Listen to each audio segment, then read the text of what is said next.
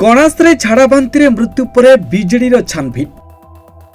ସତ୍ୟବାଦୀରୁ କାହିଁକି ହାରିଲେ ଉମା, ଚାଲିଛି ମାନସ ମନ୍ଥନ।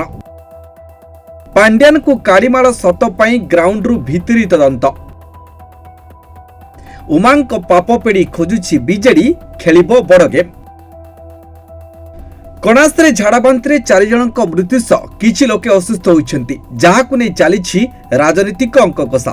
ଏହାର କାରଣ କ'ଣ ସମସ୍ତଙ୍କୁ ଉଣାଧିକେ ଜଣା, କିନ୍ତୁ ଏହି ଘଟଣାକୁ ବିଜେଡି ଯେମିତି ରାଜନୈତିକ ରୂପ ଦେଉଛି ତାର ପ୍ରକୃତ କାରଣ କ'ଣ ତାହା ବୁଝା ପଡୁନି।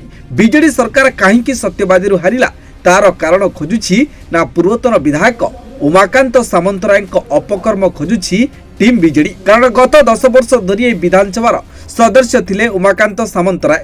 2014ରୁ 2019 ପର୍ଯ୍ୟନ୍ତ ସେ ସ୍ୱାଧୀନ ବିଧାୟକ ହୋଇଥିଲେ ମଧ୍ୟ ବିଜେଡିକୁ ସମର୍ଥନ କରୁଥିଲେ।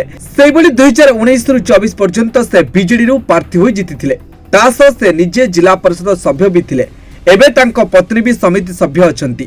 ଏହି ଆସନରୁ 2 ଥର ବିଧାୟକ ହୋଇଥିବା ଉମାକାନ୍ତ ସାମନ୍ତରାୟ ନିଜ ଅଞ୍ଚଳ ପାଇଁ କ'ଣ କରିଥିଲେ ନା ସେଠାକୁ ପାଣି ପାଇପ୍ ଯାଇପାରିଛି ନା ସେଠାରେ ପର୍ଯ୍ୟାପ୍ତ ନଳକୂପ ହୋଇପାରିଛି। ସ୍ଥାନୀୟ ଲୋକେ ଦୟାନଦୀର ପାଣି ବ୍ୟବହାର କରିବା କିଛି ନୂଆ କଥା ନୁହେଁ।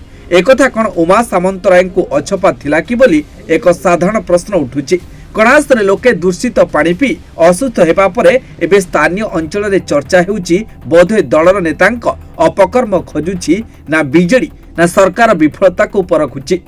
निज अंचल पई उमा किछि न करी एते अप्रिय होई पड़िथिले जे गत निर्वाचन ले बीजेडी तांकू बदलेबाकू बाध्य होइथिला। एबे बीजेडी टीम कणास जाई केउ स्थिति परखुछि बोली स्थानीय बुद्धिजीवी प्रश्न करिसेंती। जदि राजधानी ठारू 100 किलोमीटर दूर रे लोके दूषित नदी जल पिउछंती तेबे 24 वर्ष धरी सरकार रे थिबा दल बा कौन करुथिले बोली बुद्धिजीवी प्रश्न करुछंती। सेहिभली निर्वाचन समय सत्यवादी निर्वाचन मंडली रे सन्यासी उपरे कालीमाड़ पछरे कौनसी राजनैतिक दलर हाथ नथिला, बरं स्थानीय लोकंक मध्य रे थिबा असंतोषर प्रतिफलन बोली चर्चा हेउछि। Bureau report news 95 Odia.